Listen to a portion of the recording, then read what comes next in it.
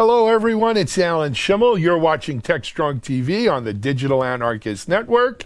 And today is Friday, April 10th. Welcome to the show. This marks 2 full weeks of TechStrong TV. And my, what a long, strange trip it's been. We've really learned a lot. I think we're getting better every day. And our content is remaining strong, I think. So we're going to keep doing it. I hope you're enjoying it. We'd love to hear more from you. I've been talking about it the last couple of days. We've opened up a companion Slack channel at techstrongtv.slack.com. I'd love to hear your thoughts, comments, suggestions, whatever you want to talk about. We're monitoring it. We'll try to talk to you about it. If you need an invite to join the public Slack channel, if you do go to techstrong.tv, you can just pop in your email address and it's a bot that sends you off a invite to the Slack channel. So please do that. Join the conversation. Join the community. You're home. It's a good way to interact and communicate with people. Don't feel isolated. As we do every day, let me give you a quick synopsis of what we got in store for you on TechStrong TV today. Number one, we have a good interview with Mr. Darren James of SpecOps Software. SpecOps is a Swedish company specializing in password management administration.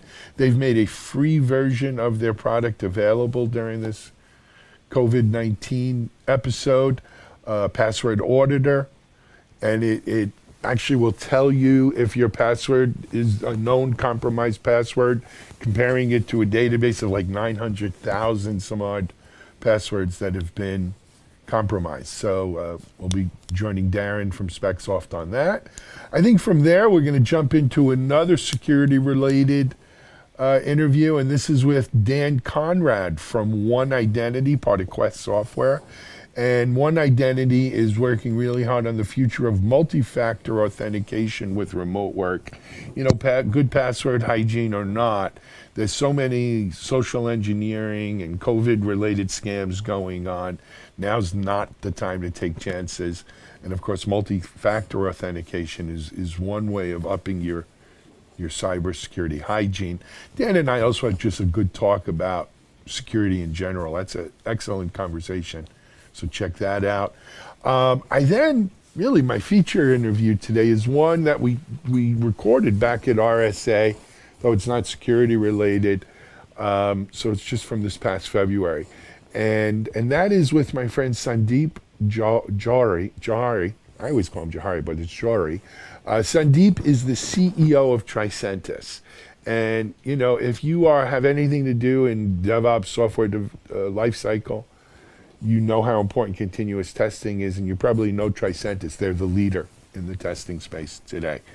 Sandeep has done an amazing job of taking what was an Austrian-based testing company. Sandeep is based in Silicon Valley, and really making it an industry leader, you know, bar none. So I had a really good conversation with Sandeep. I'll tell you more about it later before we go there, but do check that interview out. And then finally, I wanted to mention one other interview we're going to do that I'm doing after that, and that was with J.C. Ramey, who is the one of the co-founders over at DeviceBits. And JC and the DeviceBit folks are really, you know, it's funny, he said they started their company to put call centers out of business, and they wound up being an enabler of call centers. And they've enabled call centers by developing a bunch of chatbots and automation, AI, machine learning based stuff that help customer service work in an automated fashion, especially with call centers being remote now, no one being able to come into a call center. Call centers that were remote before, of course, are thriving in it. But the automation that these bots bring to it is a welcome boon to it, and JC's going to tell us all about that.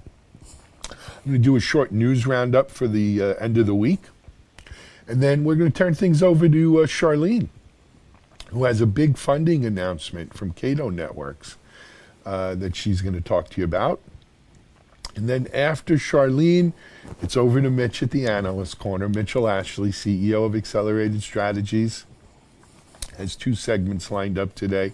One was an interview he did over at the Qualys Security conference this past February with Vince Campitelli. And then one will be actually Mitchell himself giving us some wise words to close the week out. And then I'll be back to close things up. So another action-packed day at TechStrong TV. Stay tuned. We'll be right back to get things rolling. DevOps.com is the #1 online destination for DevOps education and community building. DevOps.com covers all aspects of DevOps, including DevOps best practices and tools, DevOps culture, DevSecOps, business impact, continuous testing, continuous delivery, and more. DevOps.com has the largest collection of original DevOps content, featuring breaking news, blog posts, podcasts, and more. Visit www.devops.com to learn more. DevOps.com, where the world meets DevOps.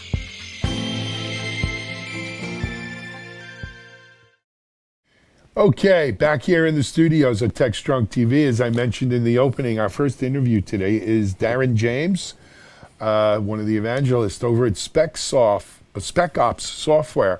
SpecOps comes out of Sweden. They've been in the password maintenance space for maybe 15 years now, maybe more. I think 2001, I think they said they started.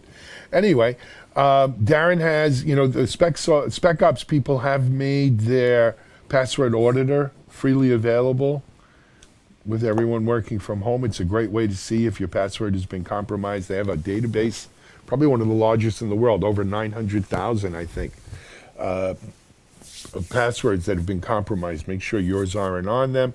And SpecOps also offers a wide range of password security and management options, and Darren will tell us about it. So let's jump over to Darren James from SpecOps Software. This is Digital Anarchist. Hey everyone, it's Alan Schimmel for Security Boulevard, DevOps.com, here on TechStrong TV on the Digital Anarchist Network. And I'm happy you're joining us as we interview Mr. Darren James from SpecOps Software. Darren, welcome. Thanks, Alan. Nice to talk to you again. Nice to speak to you. Darren, and you and I just did an audio podcast a couple weeks ago, but I wanted to bring you on on our TechStrong TV broadcast to talk about passwords, password security, password hygiene, I guess is a good word. Especially in this age where we have everyone, or in this time, let's hope it doesn't become an age, in this short time where we have everyone working from home, organizations kind of scrambling for these WFH remote workers, and still trying to keep a semblance of security here as we're dealing in different circumstances. Why don't we kick off with actually giving a little bit of background on SpecSoft to our audience? On SpecOps, excuse me. No problem. So SpecOps Software is a Swedish company. We've been around just under 20 years now. 2001 we started, and we specialize in password management and desktop management, really on authentication, really even more so these days. But particularly in the last 3 years, since a lot of the new advice around passwords from NIST and the NCSE came out, SpecOps password policy solution has really took off. And that does exactly what you've just said. It helps organizations improve their password hygiene in their environments. And now they can meet those NIST recommendations about using passphrases and such like. So that's kind of us. Excellent. So, Darren, obviously, as I mentioned, this COVID-19 situation has put a little more than a little strain on multiple organizations. What can you? How's SpecSoft helping? Let's go there. So we've decided to do a couple of things to try and help the wider community out. We have a really nice solution, a free solution called SpecOps Password Auditor. So anybody can go to our website, click the download link, they'll receive an email with a download link in it and a license file link in it. And what Password Auditor will allow them to do is scan their existing Active Directory network and produce a list of users in that domain or in that network that are currently running a compromised password. The database that we're checking it against is a 716 million word hash file, so pretty big. And it's amazing the results that you get to see from that. And that way, at least the community now, if you've got people entering their, maybe using their home computers or iPads or an untrusted device, let's say, from home, you've now got the opportunity as an IT admin or a security person to contact those people and ask them to change that password, and then run the report again, see if they've made another boo-boo when it comes to setting a password or hopefully a passphrase. So yeah, that's something that is out now. You can go to specopsoft.com, click on the link, and away you go.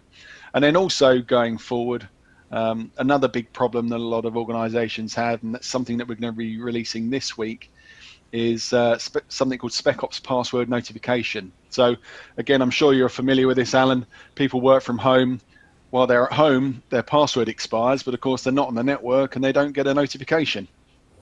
So what SpecOps password notification does is sends an email to that user, so that while they're still able to log in and still able to connect their VPN, they can go and change their password and hopefully carry on working without too much interruption. Because if your password expires when you're off the network, it's a nightmare getting that cached credential back into sync again. So those are two things that SpecOps is doing right now to help hopefully the wider IT community.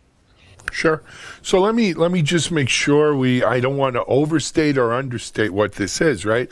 So in terms of the security auditor, it's not here to make sure that your password, has so many 2 out of 3 or at least 3 capital numbers, special characters. It's not that kind of thing. It's really checking that password to see if this is a password that's in a known compromised list, and you guys have a rather big list than the usual sort of black hole list or whatever people use that I've seen out there. That's number one. And that is totally free for organizations to use. Totally free. No nasty strings. No strings, no adverts or anything like that. It's totally free. But I mean, we do have other solutions as well. Password policy. That whole thing that I've just described is still a very manual process, having to reach out to the user and get them to change it. That's got some. That's going to take some legwork. But if you wanted to enforce a much stronger password or a passphrase policy in your environment, then we do a solution called SpecOps password policy that can enable that and stop them changing the password at point of change as well, or even the point of reset. So, but that's a paid solution. This is something that people can use today, though, for free, and do something about it. Be proactive rather than reactive. Excellent. And then the second product, and refresh me again, what was the name of that one? So very easy, SpecOps password notification. So nothing, nothing. It's what we call a descriptive name in the product marketing business. It does what it says on the tin. Yeah, right, exactly. Just what it says. But again, that's going to notify you that your password's about to expire, but it's not going to allow you to change passwords right in it. You still have to log in and change your password. Exactly. You still go through the same thing. Right. It's not a password policy manager that enforces password rotations and stuff like that. No, it detects what you've got at the moment, that your password and is going to expire. And when its expiration. Exactly. Right. When it's going to expire, and then it sends out that email notification. So all those people that are off the network or using a non-domain joined device get some sort of alert. So rather than it just dropping off a cliff one day when their password expires, again, they can do something about it. Got it. And then I imagine SpecSoft's paid password kind of security solutions do have this other kind of functionality we're talking about. Yeah. So, I mean, we already talked about password policy, but the other solutions that we do are things like secure self-service password reset. And the really cool thing about that, especially for remote workers, is that say your password does expire or you do forget your password and you're working from home, you can click on the reset password link on your laptop as long as it's got a wireless connection to your home network or wherever you're connected to. You can authenticate yourself using our secure authentication engine, and at the end of that process, reset your own password, and that new password is sent back down the wire to the local machine and updates the cached credential on the local PC. So it eliminates all that kind of hardship that people would normally go through. Sure. So, Darren, let's talk a little bit about, we're in a bit of uncharted waters here. What are the specs off seeing, from both even your free as well as primarily your commercial account holders? What kind of problems are they seeing with everyone, working from home and this, larger than ever remote force coming on rather quickly? Well, yeah, I mean, it's the same suspects that we've always had for remote workers, but now, of course, it's on a much larger scale. You've got everybody now working from home rather than maybe a small subset of users that it used to be. So you've got all of the problems around password reuse and phishing attacks and phishing emails and text messages saying that, sign up here. We had one where they even try it on us. My CEO emailed me the other day with, Darren, take a look at this phishing effort. It's proper branded Office 365 kind of email, asking him or telling him that his last 3 email messages failed to send, and then he should click this link to log in and confirm what's gone wrong. And of course, that doesn't take him to Office 365. It takes him off to some dodgy hacking site that's trying to capture his credentials. But or ransomware. Or ransomware, right? There's a lot of that going on. Yeah, we see it all the time. But people prey, especially in these times of uncertainty. These nasty people out there prey on people's fears. Absolutely. I got one yesterday, Darren. This one's novel. I haven't seen this one before. I get an email in all caps purporting to be from some woman who says that she was charged, I don't know, a couple of $100 or something on her charge card, and she traced it back, and the charge was made from our Security Boulevard website. Security Boulevard charged her a couple of $100. And I wrote back and I said, I'm very sorry, but we don't charge anybody anything. Sorry. She writes back, she says, well, my charge comes from you. I'm attaching the receipt, something that purports to be a JPEG file. So, this ain't my first rodeo either. So I look at this JPEG file without opening it, right? And, I just look at attributes and stuff, and I see it's a nonsense. And I write back to the woman. I said, look, I'm sorry, but the truth be told, we don't even accept credit cards here, so it would be really hard for us to be charging your credit card for anything. I'm sorry. The flat out balls of these people that they write me back and say, well, I'm filing a claim with my bank and my attorney. You'll be hearing from me. So I wrote back and said, please do. What am I going to tell you? Do you really want me to call you out on this one? Yeah. You know what? Not today, hacker, not today. But this is what we're seeing right now. It's incredible. And even things like, the other big thing that we see is people ringing up the service desks of their organization. Yes. And saying, "Oh yeah, it's Darren here, or it's Alan here from Security Boulevard. I forgot my password. You know me. You recognize my voice. Can you just reset my password for me real quick, right?" And the service desk are like, "That doesn't sound like Alan." But he might be. But he could be from home and his phone's. And so there's a lot of pressure on the service desk to get social these things networking right as well. Yeah, well, exactly. That's the other part of this is, I'm a security person, so I'm on guard usually for anything that anyone sends me, especially from someone I haven't heard from. But when it's something else. Right, when you're an IT person who, they've got to have security top of mind anyway. So it's difficult times.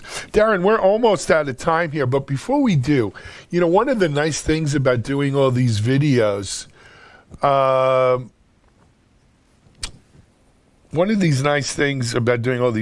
is we get a chance to see kind of what people's homes are like behind them and what do they pick for their background. So I see you have some Star Wars stuff going on. I'm going to give you a chance to explain to our audience, what do we got there? It looks like a Death Star clock, right? We've got a Death Star clock. We've got a Lego Han Solo frozen in carbonite. Excellent. Because I'm the father of 3 daughters, I've got Daddy's Little Princess postcards up there with Princess Leia and Darth Vader.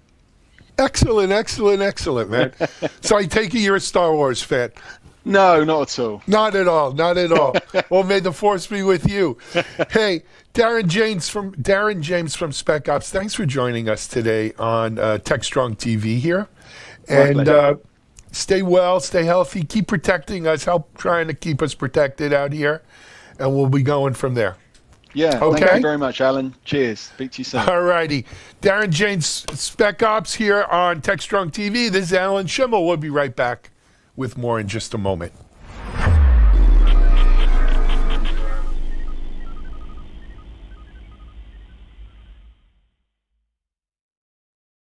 SecurityBoulevard.com is the leading resource for news, analysis, and education on challenges facing the cybersecurity industry. SecurityBoulevard.com covers all aspects of cybersecurity, including data security, DevSecOps, cloud security, application security, network security, security threats, and more. SecurityBoulevard.com has the largest selection of security content, featuring breaking news, blog posts, podcasts, and more. Visit www.securityboulevard.com to learn more. SecurityBoulevard.com, home of Security Bloggers Network. Okay, back here in the studio. I hope you enjoyed the Darren James interview. Our next interview, as I detailed earlier, is with Dan Conrad at One Identity. One Identity, of course, is part of the Quest software company. It's a security play, and they've also been at it for some time. And Dan's going to talk to us about the future of multi-factor authentication, which is so important with so many of us working remotely. There's a lot of social engineering and phishing going on, and people's passwords getting stolen, and password hygiene, as we heard from Darren in the previous episode, is never what it should be anyway. And so it's never a bad thing to put in some multi-factor authentication then. Dan and I go beyond that, though. Dan's a security pro, has been for a long time, and we had a really good chat about security in general. So let's go over to Dan Conrad from One Identity, and I hope you'll enjoy this one. This is Digital Anarchist. Hey everyone, it's Alan Schimmel for TechStrong TV on the Digital Anarchist Network. Thanks for joining us. In this segment, I'm happy to welcome aboard Dan Conrad of One Identity. Dan, welcome to TechStrong TV. Thanks for having me, Alan. Fantastic. Dan, I'm going to let you, we've done interviews with One Identity in the past, but I'm going to let you, if you don't mind, give folks kind of your role at One Identity and a little bit of background on the company. Sure. One Identity is an identity security company that is part of a larger company, Quest Software. So a lot of people know us from the Quest Software name, but we specifically focus on identity security.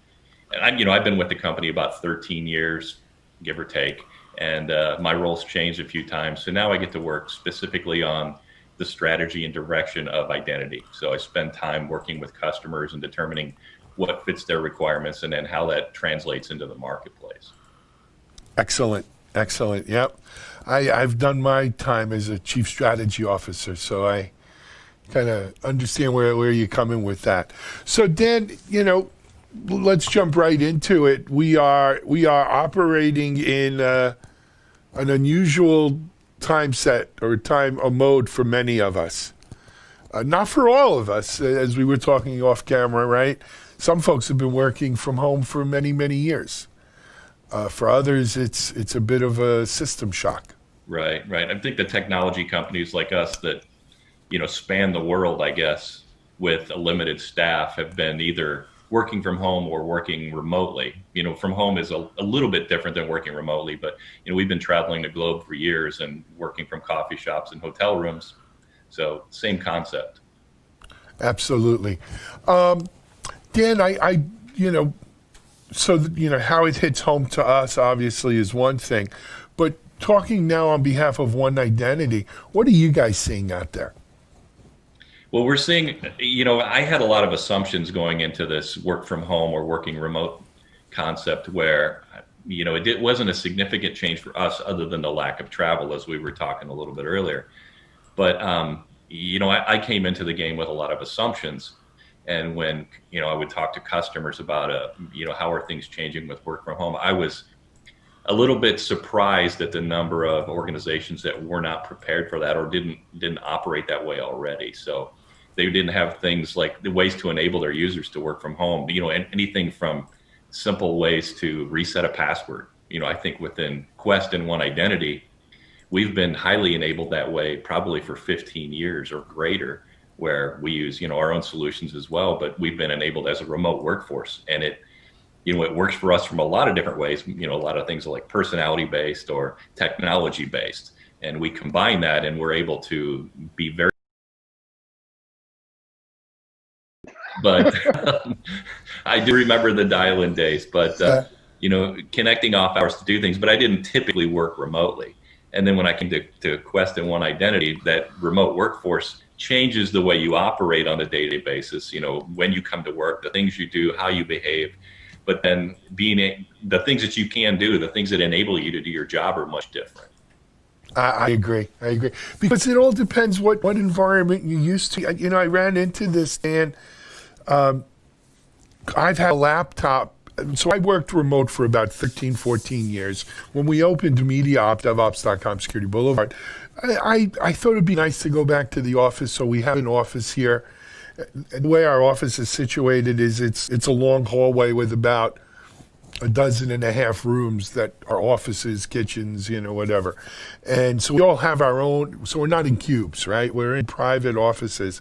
But still, we have almost everyone working from home except me and our video staff.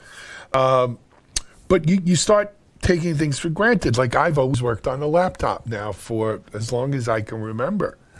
And we recently wanted to get a new machine here in the media room to help with rendering video. And so I figured, all right, let me get a desktop, right? Because I don't have a rack. We don't have a server room here.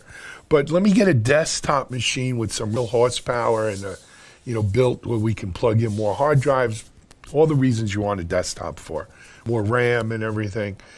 And I went shopping for a desktop. When was the last time you went shopping for a desktop? I was just thinking, wouldn't know what to look for in a desktop these days. Either did I, but I did some research and I tried to get smart. So I come to find out that HP really doesn't even sell desktops anymore. And I went to Lenovo. They really didn't have any either. I went to Dell. Dell still had like a line of 3 different models of desktops with various configurations. But where in a laptop you could get it shipped out in a day or two, I ordered that desktop a week or 10 days ago. It's not shipped yet. So I got a feeling, but Dell always built everything, but,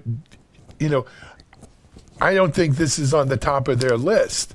So, but yet you go to some, old school organizations and they're still using desktops, right? Or maybe they have a dock. Right? So significantly smaller form factors. But, and I ran into that with one customer I talked to, or actually an associate of mine who sent all of his workforce home, and they honestly didn't have laptops for them to take home. They were all working on desktops, and I took that for granted that everybody's a mobile workforce and just the logistics of a physical desktop. I don't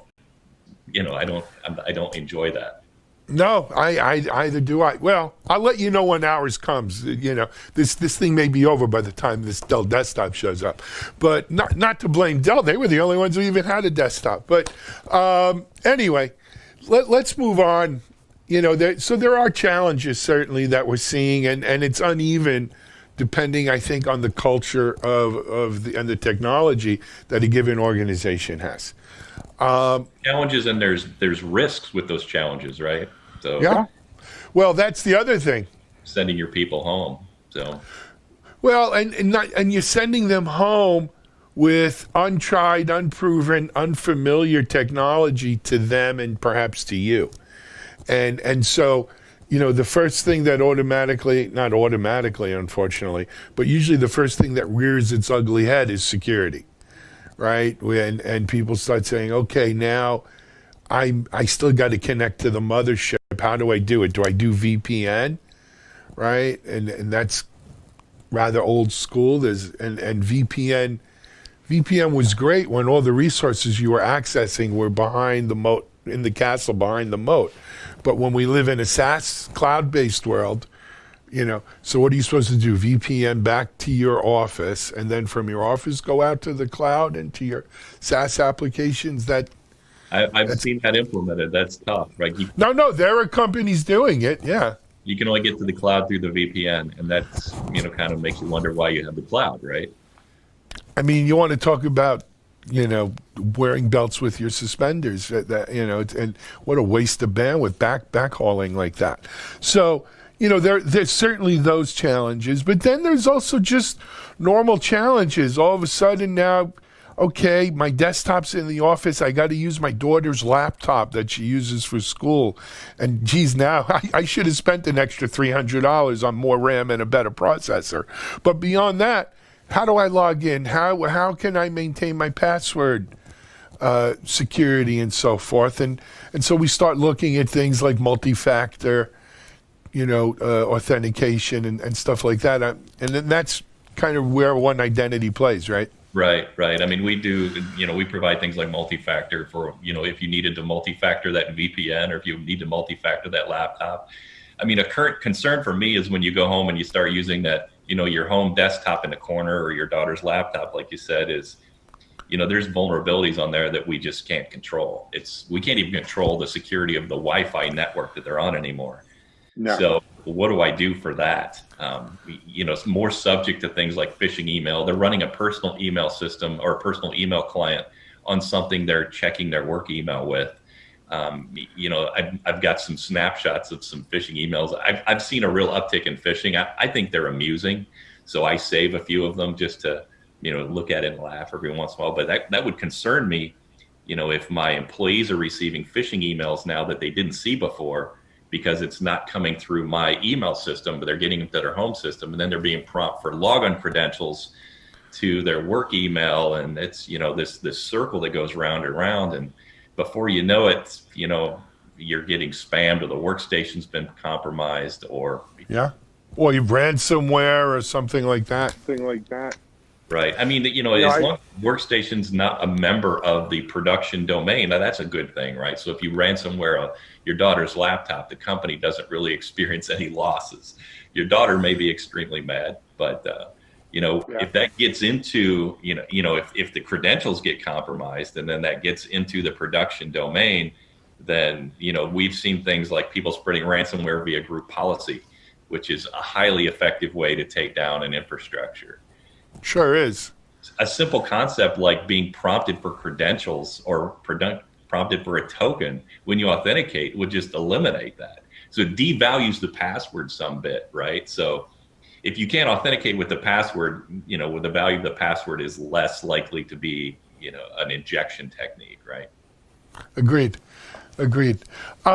Is One Identity rolling out anything? I know a lot of companies are, giving out some free tools or free services or anything like that. Is One Identity doing anything to help maybe organizations, help them get on the on-ramp, if you will, to this, work from home? Special programs, right? So we do, in the area of password management. So user self-service password reset. If you want to enable your users to reset a password very quickly, you can implement something like this for your enterprise in honestly a couple of hours and have that available. And then we have multi-factor tokens as well. So we have a discount on our multi-factor tokens on a short 6-month term. 6 months to get you through this and then back to work, and then make your decision about your multi-factor. Multi-factor on-prem or remote is a good idea. So whether you get you through that hump and get you back to where you need to be and make a different decision or continue with this decision. So we've got an offering there where we can do a huge discount on the multi-factor tokens. And then we have, from a privilege perspective, we're dealing a lot with admins working remotely. So we're offering our privileged session management appliance. In this case, an admin would VPN into the network. I still like the VPN for admins. I like to encrypt traffic when I can't trust the networks. So I encrypt the traffic across the VPN. And then beyond that, we're managing the session, or we're brokering that session, so you can audit it, you can record it, you can run behavior analytics on what the admins are doing and the systems they're connecting to. We have that solution available, and it's free for critical infrastructure during this time of need right now. So we just kind of reach out and determine who the critical infrastructure customers are, and we're offering that to them. Excellent. Excellent. How can people get information on that, Dan? OneIdentity.com. So a well-known website. Yeah, absolutely. And is that number one identity or ONE? Spelled out, ONE identity.com. So I kind of knew that. I just wanted to put it out there for people so we don't have any trouble. As you mentioned, you were looking around sites and you went to DevOps.com rather than DevOps. And it seems to be somewhat of a, I don't know if it's malicious or not. I've never even gone there, to tell you the truth. We did do a virtual event with DevOps, OPZ, for the IBM Z team at one point, but I never went to DevOps. So interesting. Anyway, Dan, what else are you guys seeing? And with this work from home rush going on, and of course, security trying to maybe play a little catch up as usual. Well, as I told you a little bit earlier, we're actually running a webinar here in another half hour or so on discussing, the experiences I've had as a remote employee. I'm trying not to use, terms that have been used over and over again, but I'm going to walk through some of the steps that I do as a remote employee, things like protecting my laptop, ensuring the Wi-Fi networks I connect to are protected, even things like, personal VPNs and that sort of thing. So, sitting in a coffee shop, the vulnerabilities that go along with that. I don't know if anyone's sitting in coffee shops anymore. Right. But, unprotected But we will Wi-Fi. again one day. We will again one day, I hope. I miss my sitting in coffee shops. Dan, let me bring up this whole issue of VPNs, though, because I've seen, back and forth on it during the current situation where some people are saying, look, there are, so for instance, we've seen small DDoS attacks aimed specifically at VPNs. Right, looking to bring them down. We've seen other folks saying, VPNs are getting overwhelmed in using the current, especially personal VPNs that aren't meant for the kind of traffic that we're seeing now.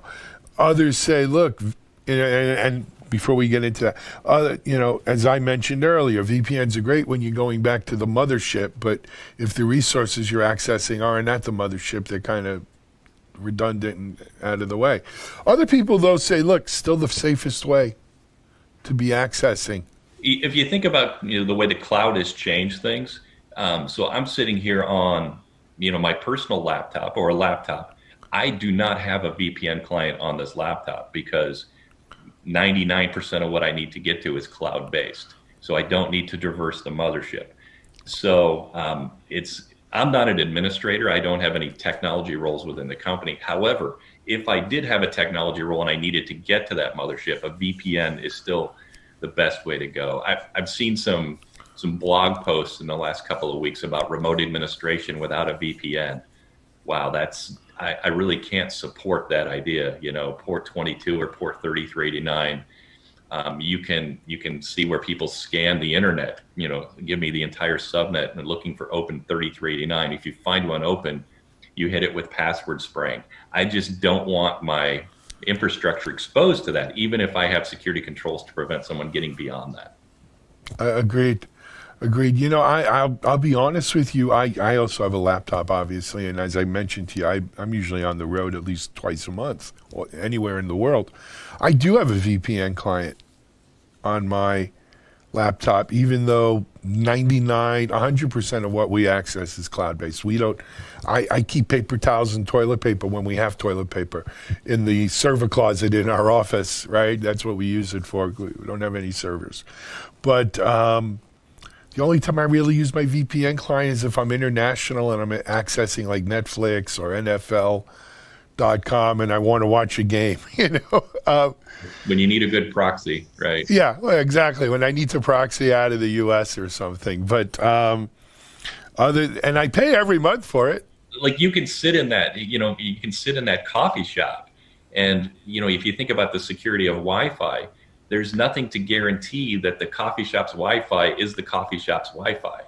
Someone can pull up out front and clone that and capture all your traffic. But if you encrypt it from the client forward, it doesn't matter. You know what happened to me at Black Hat in 2005? You turned on a Wi-Fi at Black Hat? Well, no. So this was, I did it. What it was, so this is 2005. I was using, I think it was the iPhone 3 back then. It was an early iPhone. And the way, I didn't know it at the time, but the way the iPhone back then was configured, because Apple is Apple, that if, in trying to make it easy to connect, if you had connected to an SSID with, like, say, the name Linksys, the next time it saw an SSID, Linksys, it automatically connected. Didn't even tell you. It just automatically connected by default. Even if it was unencrypted? Yeah, by default. This is, again, look, this is 15 years ago. So my friggin' phone attaches to a Wi-Fi I don't even know. Right? And there you go. The rest, as they say, was a very ugly history. Yeah. And, it compounded because I wasn't password smart back then. Used, same password on multiple sites. And DEFCON, though, is no Wi-Fi, right? Oh, absolutely. Well, Wi-Fi, especially over a phone, was relatively... Maybe it may even been before 2005, 2004, 5, something like that. It was relatively still new. I learned my lesson. I haven't done it since. Anyway, man. I remember going to those conferences back in the days when you could actually take the battery out of a phone. Exactly. So, take the battery out before you. I would, or leave your phone up in the room and keep it off, right? I started doing that for a long time. You live and learn. Anyway, Dan, we're almost out of time. I want to thank you for joining us here on TechStrong TV. Thank you. Keep fighting the good fight at One Identity. We need this kind of stuff more than ever right now. Excellent. Will do. Thanks, Alan. All right, Dan Conrad from One Identity, talking about a little bit password hygiene and security here on TechStrong TV. This is Alan Schimmel. We'll be right back.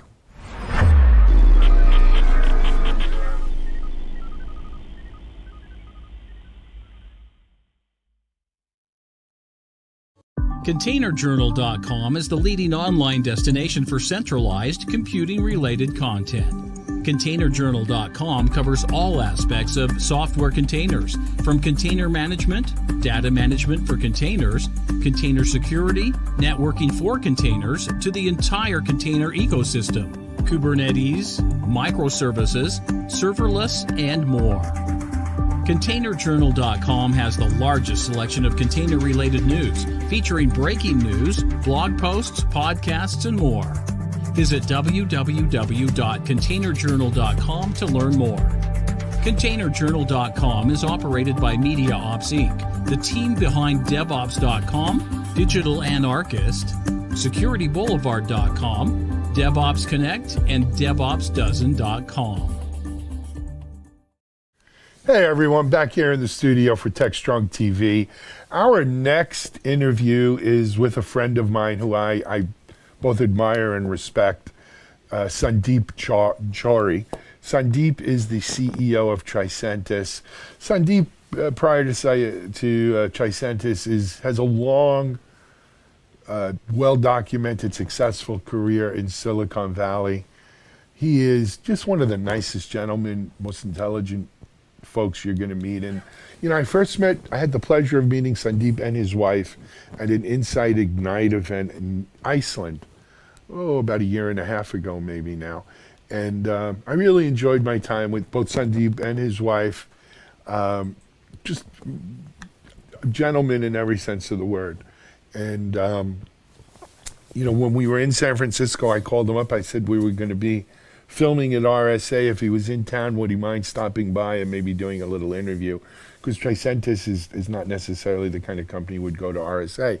No problem, he said. And sure enough, he came down and we had a chance to sit and chat and catch up and talk a little bit about the state of testing, continuous testing, testing automation, testing market. A real pleasure always to speak to Sandeep. This is my interview with him. He's gonna. I mean, if you're interested in testing, Sandeep is someone you should talk to. And Tricentis has become the leader in this continuous testing, automated testing market. So let me bring you Sandeep Chari, CEO of Tricentis. This is Digital Anarchist at RSA San Francisco 2020. Hey everyone, it's Alan Schimmel, CEO of MediaOps, continuing our live coverage on day one here at RSA Conference. We are broadcasting live on Broadcast Alley here in Moscone West, and I hope you've enjoyed our full day of coverage today. We were also broadcasting over at the Qualys Security Conference at the Four Seasons, and hopefully you'll have a chance to watch those interviews as well. But right now, I really have a very special guest who made the drive down here to RSA, really to just have a chance to catch up with him. Sandeep Jari. Yeah. You pronounce it better than me. Sandeep Jari, CEO Tricentis. Well, I know you're the CEO of Tricentis. Most of our audience on the DevOps side of the house, of course, is very familiar with Tricentis. Really one of the pioneers and leaders in the continuous testing, automated testing aspect of DevOps. But as security becomes more and more ingrained in DevOps and we see more automated security testing, a company like Tricentis is a company you'll be hearing more and more about. Welcome, my friend. How are you? Good, Alan. I'm doing good. So, a lot of our audience, as I mentioned, coming in today is from the security side of the house. Mm-hmm. And Tricentis may or may not be a company they're familiar with. Mm-hmm. Now, I know it may be old news, because you put out press release and everything, but give them an idea of Tricentis in terms of scale, how big a company, revenue, whatever you're comfortable with. So, well, let me start off with telling you what we do. We are a continuous testing platform. We are an end-to-end platform that does basically anything that an enterprise would need for their application testing. That's at the end of the day. We focus primarily on test management, test creation, optimizing that, automating the tests, and then all for the functional testing part of it, but we also have a load and performance testing. So from an application point of view, it's really a very complete platform, and we're now recognized as the leader in the space. We have been now for 5 years in a row by Gartner and many of the other analysts, and we're about 800 people worldwide. We operate in the US, in most of Europe, and then in Asia, in Australia, New Zealand, Singapore, India. So that's our footprint, global footprint, about 1,800 customers. Wow. Most of them are large enterprises, and these are some of the largest banks, the largest insurance companies, telcos, and the like. So that's what we are about. Continuous testing is just very fundamental to DevOps, because as we all know, the term DevOps was kind of invented by a tester because he couldn't stand these guys fighting with each other, Dev and Ops people fighting with each other. So it should have been really Dev Test Ops, or actually the same thing true for security as well. People talk about DevSecOps because you really have to have security and testing fully integrated into DevOps, otherwise it doesn't really work. So absolutely, and that's a funny story that you mentioned that I never put it together. That Patrick was in testing and so forth. Yeah, Patrick. And so DevSecOps has become a thing. We did for the 5th year in a row. We did our DevSecOps event here at Moscone on the Monday of RSA week. We had about 900 people yesterday upstairs spend a day with us. Really, we had some great speakers. DevTestOps. Maybe because testing people don't have the ego that security people did. They never demanded that we put test in the middle of the dev and the ops. But nevertheless, it has become really central Like when you look at your software development pipeline, right? You have you do your architecture, you start putting code in, you commit code to a repository, right? Along that continuous integration, process, of course, testing is first and foremost right in there. No one is going to put anything out without testing. Not for a large enterprise anyway. So. I don't even know if small companies would do. I mean, well, and small companies do other things. They do testing in the wild and things like that. They're trying out new things. But you're right.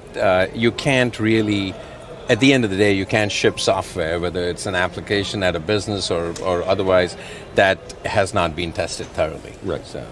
And then, of course, with DevOps, though, it wasn't just testing.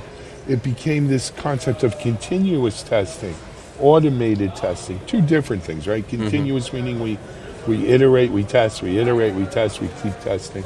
Automated meaning that we're going so fast, right, in terms of pushing the code and so forth, that we really can't have humans sitting here writing tests or conducting them by hand. And that's where Tricentis has made its mark.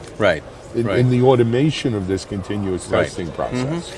Yeah, so our core differentiator is that we have a very resilient automation. So the concept of automating testing is not new. No. People have tried to automate for a long time.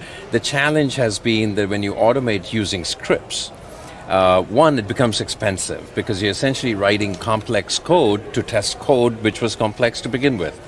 Secondly, scripts tend to be fragile. And when you have, and that was okay when you had long release cycles and long test cycles were okay.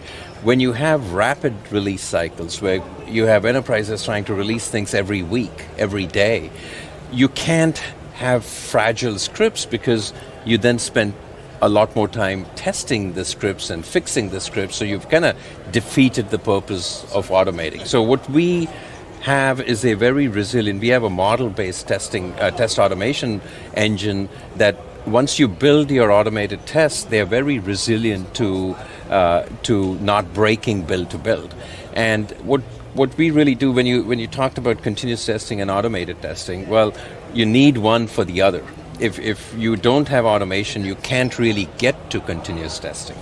But continuous testing is really about kind of getting your testing at the end of the day to be at the same cadence as your dev and your release cycles.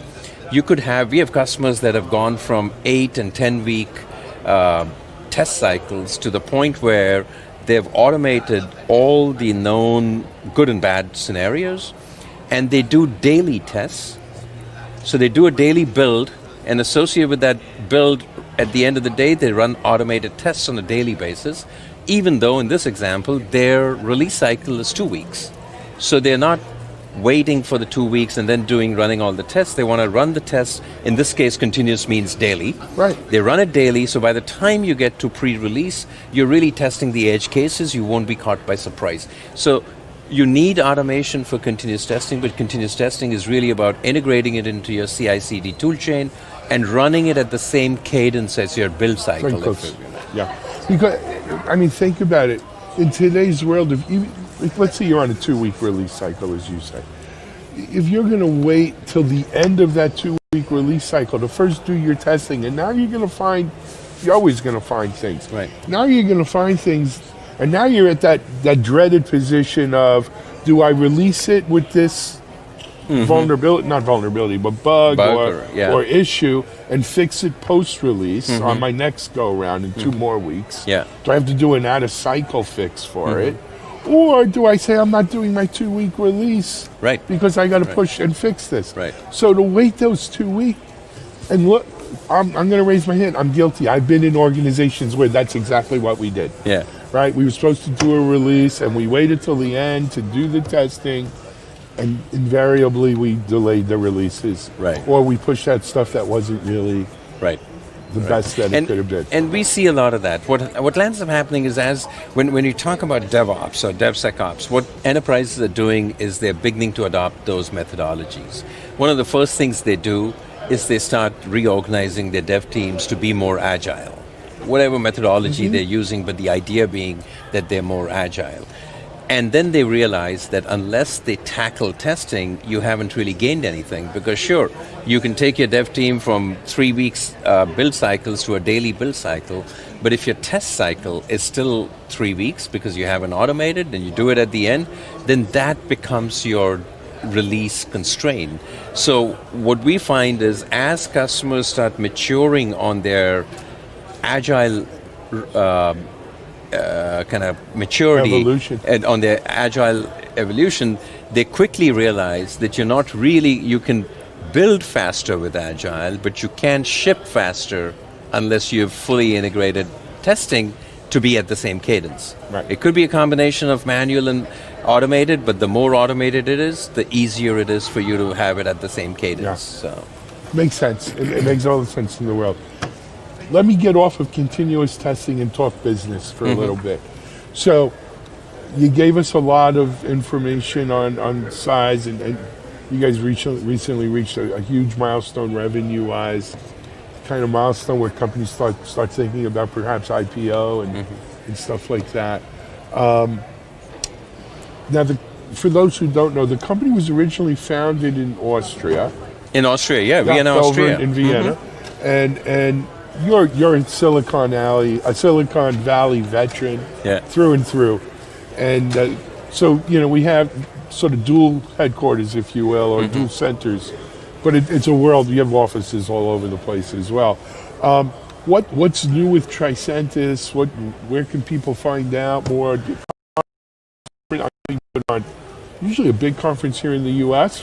Yeah, we have 2 big conferences every year. Actually, I should talk about 3 sets of conferences. We have 2 user conferences. Most of our customers are large enterprises. Right. They're based in the 3 geos that I talked about. But we have 2 conferences. We do one in San Francisco. This year it's called Accelerate. The whole point about what we are talking about, you can't accelerate without continuous testing. So the conference is named Accelerate. And we have it this year in San Francisco on April 29th and 30th. And then we have our European conference, which is the largest testing conference in Europe, in November. And you can go to our website and all the information is there. We have a great set of speakers. We run a conference with all the partners coming. We had over 1,000 people last year, and we expect to double that this year. Wow. Now, in addition to those, we have a huge community of testers that have certified on our platform, and we just crossed 100,000 testers as well who are certified. I think we are at a level of 110, if I remember right. And a lot of them happen to be in India because a lot of the delivery centers are in India, and that's where they do manual testing. So we have over 65,000 testers that have now certified on our automation platform. So we always do a user conference in India. We do 2-day user conference, one in Pune and one in Bangalore, and those are going to be held in June, in the second week of June, right? I'm in Bangalore, actually a little later in June. I was going to be in Bangalore. I'd love to stop by. I'm actually going for a DevOps India Summit. Okay. DOIS. Okay. Well, we'll compare dates, and if we can have you. We had over 2,500 people last year at the conference. The numbers are incredible. So, and all our partners, Accenture, Wipro, Infosys, TCS, they all have 40,000 testers each, so it's a big thing. Yeah. This conference I ran over here to meet with you on, I was at the Cybersecurity conference. They've moved their entire R&D and engineering team to Pune. And so they have about 750 folks in Pune working, on including testing. You were asking about our footprint. Yeah, we started in Austria, Vienna, and that's where everyone was.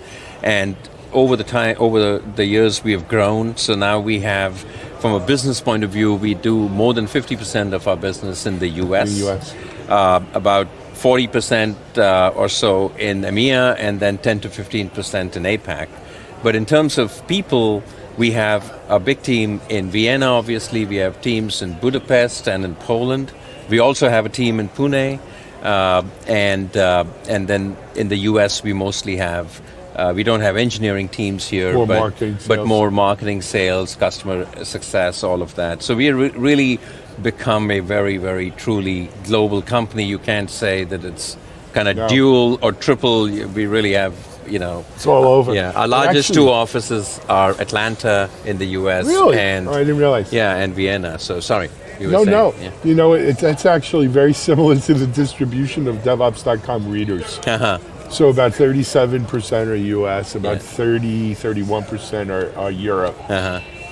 14% are India. Wow. Wow. And then the rest of the world, Australia is a decent, Brazil, Mexico. But that's the world we live in Yep. today, right? Yep. And, Yep. and, you know, here at the security conference, everybody's worried about the coronavirus. Right. And I tell people, and the world's so small today, we can't build walls to keep out computer viruses or people Right. viruses. Right? It's just, we're not connected. So it is what it is. Yeah. Sandeep, I want to thank you for coming down. What about any new releases? Anything people can go check out if they're listening to this or watching after? So one of the most exciting things is we have been investing a lot in our AI engine. How can you Yeah, take everyone. AI to really take testing to the next level? And we showcased that AI engine. It's called Neo. We showcased that at our Accelerate in November Okay. in Vienna, and we'll be releasing it shortly. But it is absolutely incredible. We were looking for a few beta customers that can help our engine learn and get smarter, and we landed up getting 5x of that, where customers were just willing to sign up. So we are very excited. The Neo engine would have learned 500,000, about between a half and 1 million UI elements, and therefore can actually will be able to tackle almost any application you throw at it, because it is smart enough to now recognize all the interfaces and know what to do with it. So that's one of the It's most a game exciting changer. things. Yeah. This really Yeah. does change the Yeah, game. and the other piece that we are very excited about is Tricentis Analytics with test management, change management, automated testing, manual testing, and exploratory testing. All of that, whether you're using commercial tools or open source tools, we pull it all into analytics, and now you have a single pane of glass to look at the quality of your software and the release readiness. So to me, you know, I remember when DevOps first really started catching on, one of the things we heard from the testing industry and the testing professional was, oh my God, is this going to be the end of my career? We're going to automate and continuous everything, and we don't need test people anymore. But really, number one, it's knowing what to automate and how to automate it. But number two, even with AI and how smart it is, that can help you pick what test to run. But that analytics is such an important piece of Absolutely. it. And it's really kind of, it's made for people, right? Because this way we can slice and dice our views, figure out what we're seeing here, right? Beyond just the data, or raw data. So I think, you know, for test people out there, that's where you want to make your bones, right? That's right. That's you want to right. get into these analytics and understand that, because the AI piece of it is only going to get better. The automation of it is going to get better. Right. That's where people Yeah, can, getting intelligence out of the analytics. And, you know, the reason we have these 65,000 people in India and 110,000 worldwide, our call to action to manual testers is that the idea or the need for testing doesn't go away. You need to upskill yourself away from kind of manual testing tools and become an automation specialist. And we, as an example, we and others can actually help them become automation specialists so that they can do these other things. Testing doesn't get eliminated. No. It's just, but however, the people that used to test manually need to upskill. You know. absolutely. Sandeep, thank you. Great. If Wonderful. you haven't heard of them before, check out Tricentis.com. They, as my friend said, they are the leaders in continuous automated testing. Even if you're a security person, believe me when I tell you that security testing is going to become synonymous with the kinds of testing. It's only a matter of time. You're Right. probably already doing. It's starting to incorporate security testing into the kinds of tests that companies like Tricentis are doing. So check it out. But for now, this is going to make a wrap of our day one here at RSA Security. This is Alan Schimmel for MediaOps, DevOps.com, Security Boulevard on Digital Anarchist. Thanks for joining us, everyone. We'll see you tomorrow.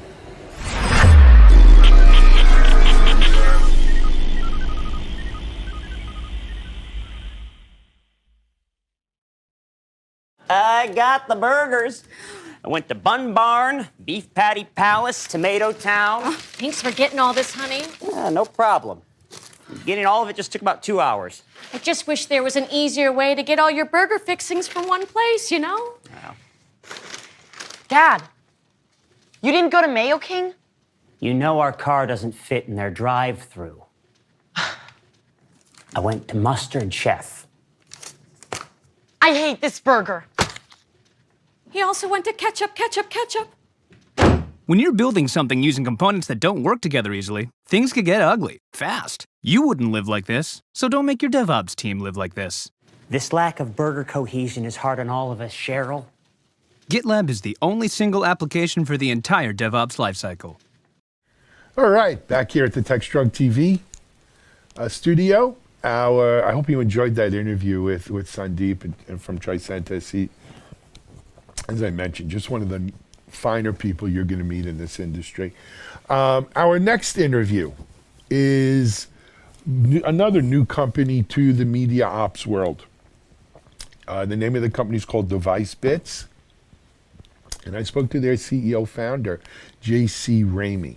DeviceBits, it's funny, JC will tell you, when him and his co-founder started the company, their idea was to automate the call centers out of existence.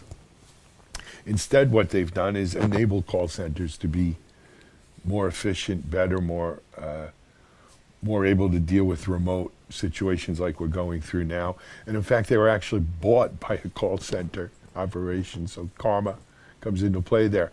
But anyway, JC and team have developed a bunch of chatbots and other customer automation type of processes which allow call centers to handle higher volume, and not just call centers, all customer service, to handle higher volume, get customers their information that they need faster, and deal with issues. So it's interesting, this whole COVID-19 thing is having this is one of the companies that's doing well in this. So let's hear what JC has to say. JC Ramey of DeviceBits. This is Digital Anarchist. Hey everyone, it's Alan Schimmel, TechStrong TV on the Digital Anarchist Network, and we're back. This next guest is JC Ramey of DeviceBits, and I'm going to let him introduce himself and the company. JC, welcome to TechStrong TV. Thank you, Alan. Thanks everybody for having us. We're excited to share a little bit about what we're doing today. Fantastic. First of all, appreciate the background there. It looks like it's a nice sunny day, and it's good to be outside with everyone working from home, quite frankly. So enjoy the fresh air, man. Absolutely. So, JC, why don't we first introduce DeviceBits and then kind of your role at DeviceBits? Sure. So I founded DeviceBits back in 2015 with another gentleman who's our CTO, Brian Tebow. With really the idea of transforming the way consumers buy and adopt products and services that the major brands out there launch. A little irony behind my story, when we first launched DeviceBits, our whole idea was, hey, we can put the call centers out of business. We can teach everybody to self-serve, right? We can automate all of this. And so we went on this journey from 2015, really started in the telecom space, got really heavy in mobility and wireless telecom, and then to fixed line telecom, and then into the cable market, and then obviously consumer market, and now healthcare and many other vertical markets. But what we do, we build a customer experience platform. We really started with this intelligent knowledge base that had the ability to learn the customer journeys and improve it for each and every customer. And from those journeys, we then launched a bot product that actually is split, and we'll probably talk about it a bit today, between supporting consumers on the front end, but also supporting those agents in the call centers as a coach on their desktop. So let's just make sure we got this straight for the audience, because sometimes, from Security Boulevard, we use the word bot, and it doesn't have great connotations, right?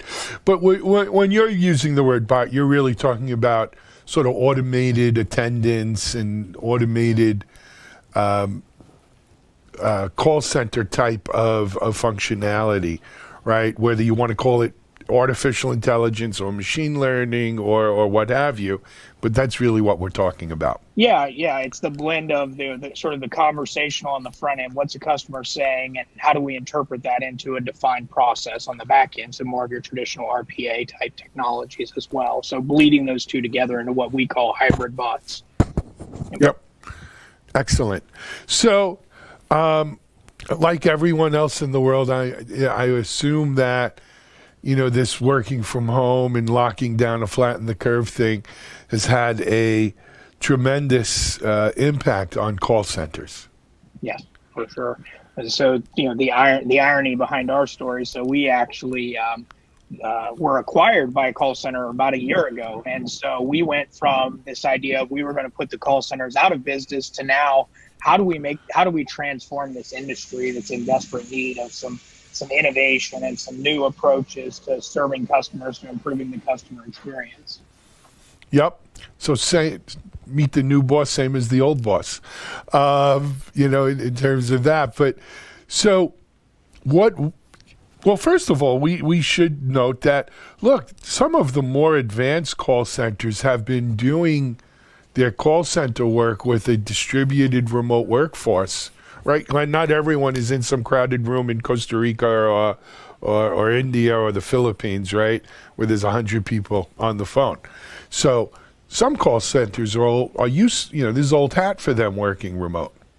Yeah, exactly. And I think it's what even those folks are being challenged with, because I would tell you a lot of those operate with some in office and some work from home. A lot of that is dictated by the client requirements. And so we've had to pivot overnight, really, to how do we move all these people at home? And it's not just us pivoting, right? It's the client pivoting, because there's very specific reasons they want us in a center if we are in a center. So absolutely, it's a model that we're used to. But now all of a sudden, when you're 100% work at home, there's a whole lot of new challenges that present themselves.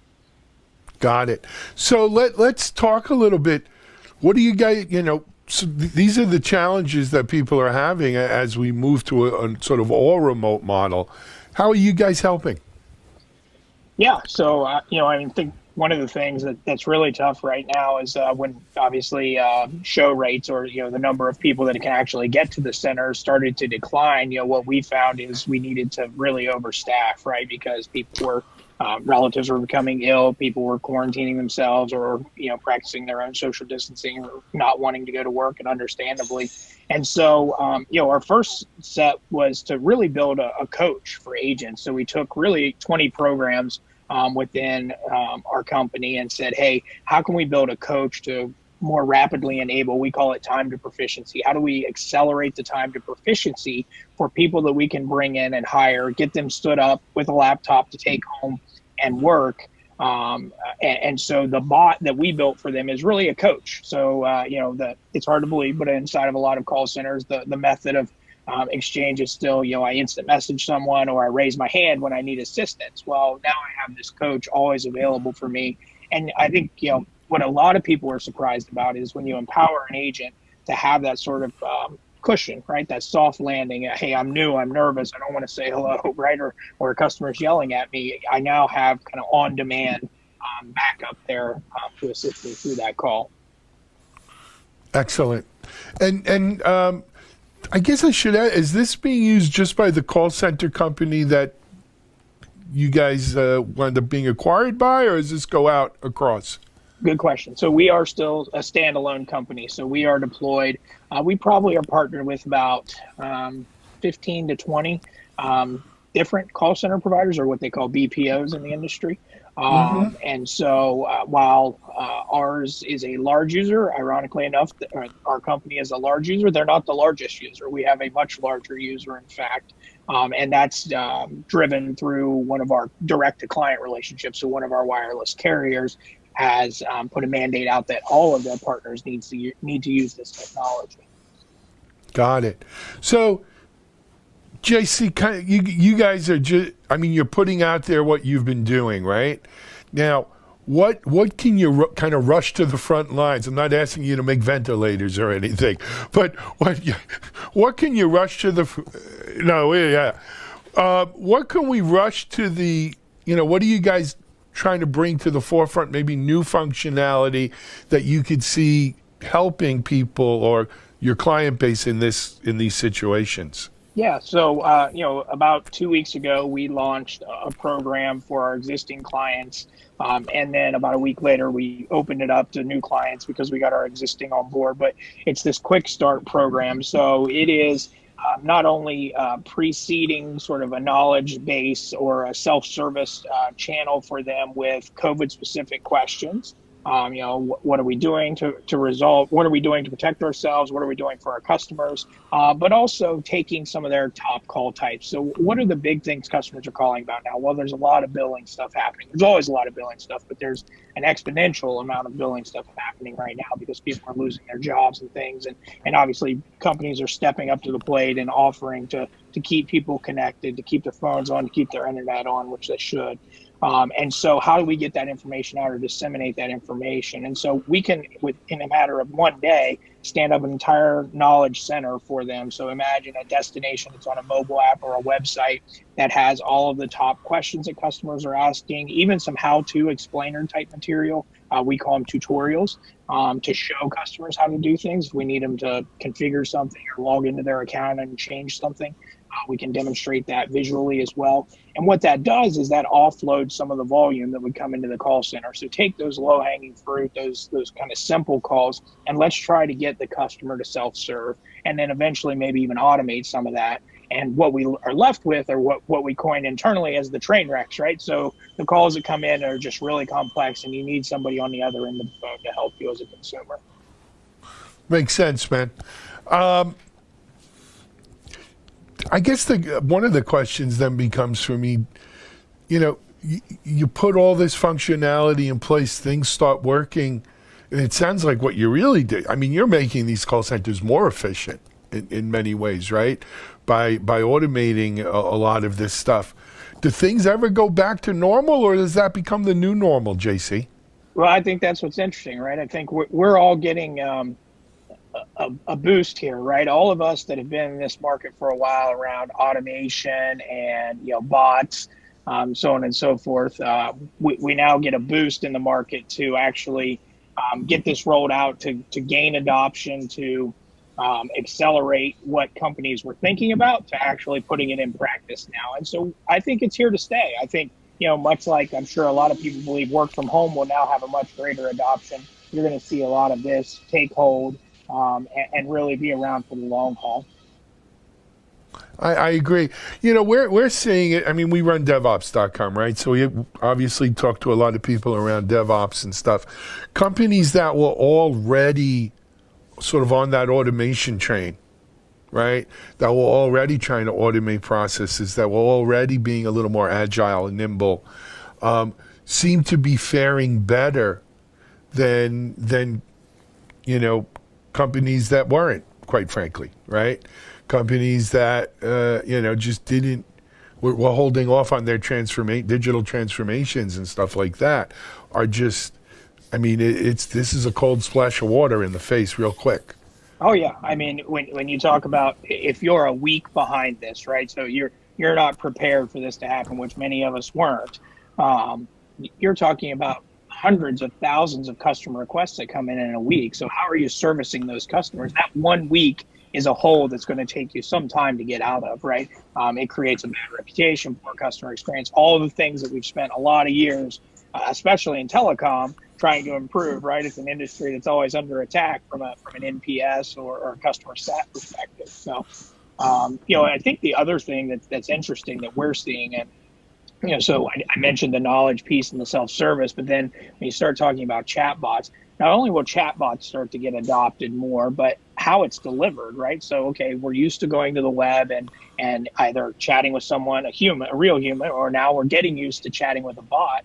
But when you talk about volumes and trying to control volumes into the center, asynchronous messaging channels becomes critical. And so it's another piece where we support our customers in rolling out a messaging solution for this. So it doesn't just have to be web chat. You can think Apple Business Chat, WhatsApp, Facebook, where I'm not expected to reply to you immediately, right? I can kind of control or throttle the conversation. And so I can, everybody's talking about flattening the curve. Sorry. We can kind of flatten that call volume curve by doing asynchronous messaging as part of our channel. It's interesting you mentioned that. So forget the call center even for a while. I think what's happening as a result of the Slacks and the instant messaging and the Zooms and all of this stuff, a lot of people who aren't used to operating in this asynchronous mode, as you call it, are really struggling. And the thing about it is, if you're not used to operating in that, you stick out like a dinosaur in a zoo, right? Because it's just like, hey man, I just Slacked you, I just instant messaged you. Why are you taking 10 minutes to get back to me, man? Get on the ball. Right, and that's automation is critical there, right? Because we can start to automate the front end of that conversation and set some expectations that, hey, I'm going to go work on this. I'll get back to you as soon as I have an answer. And then an hour can go by, and that's the expectation. Right. So it is. I think, again, a new normal is people's expectation. But this is something that's gone, right? People were bitching and moaning that their internet wasn't working at 35,000 feet on the plane. It was a little too slow for them to stream, right? But people's expectation is they want it and they want it now. And that communication level with a call center or whatever also has to be now. And it's That's a problem, but it's not a problem. This is the new real. This is the new now. And companies that can deliver that kind of experience will thrive, and companies that don't won't. Right. I think what's interesting. Yeah, I agree. And I think what's interesting is, we're no longer compared to our peer, right? So whether, for us, our peers are obviously software technology companies, but we're all now compared to the best experience we had. That best experience could be Walmart, right? It could be Amazon. Amazon has a pretty good experience most of the time. But I'm held to that same standard, even though I'm not even in the same ballpark as a company as far as competition goes with those folks. But that is the customer experience I expect. So to your point, they want it now, and they want the same experience they just had an hour ago, no matter if it was McDonald's or Amazon or Walmart. I think that's it. I think the other thing is, so maybe this is my own personal prejudice because I'm older, right? When I used to first get on to like automated messenger or automated chat or, call center kind of stuff, when I recognized it as an automated thing, I would get like, I would just be like, representative, on the phone, because I want to bypass this shit. Excuse my language. I want to bypass all that. I want to get right to a real person. But I found out the hard way that sometimes those automated ones wind up saving you a lot more time and aggravation than getting someone on the phone who may not be as bright as you think they are. That's right. Yeah, you're going into a general care queue at that point versus maybe a specialty queue that you might need. So absolutely. I mean, and I think, I think we designed those sort of IVR and automated systems sort of too far, and now we've pulled them back, right? So now you have companies out there who are claiming, direct to a person, right? Or, they're trying to remove the number of steps or key presses you have to get there because they know it's frustrating. But at the end of the day, you circumvent technology that could create a better experience for you as a consumer. Excellent. Hey, JC, we're about out of time, but I just realized I don't even think we gave people the address, your URL, where they get more information about your company. Where can they go? Yeah, so we are at DeviceBits, that's DeviceBits.com.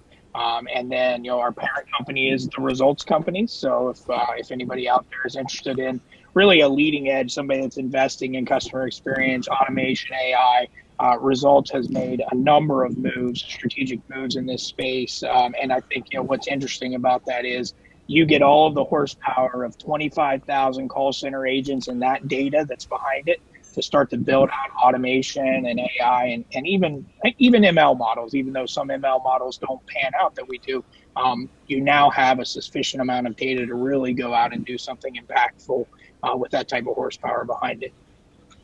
Excellent, man. Thanks for joining us, JC Rainey from Device. I was going to say Device Bits. No. Device Bits.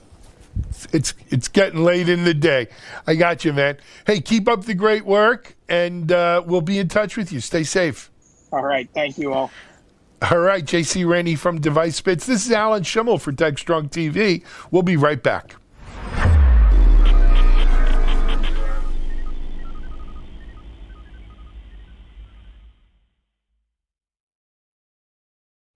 Okay, Alan Schimmel back here at TechStrong TV. Hope you enjoyed the interview with JC.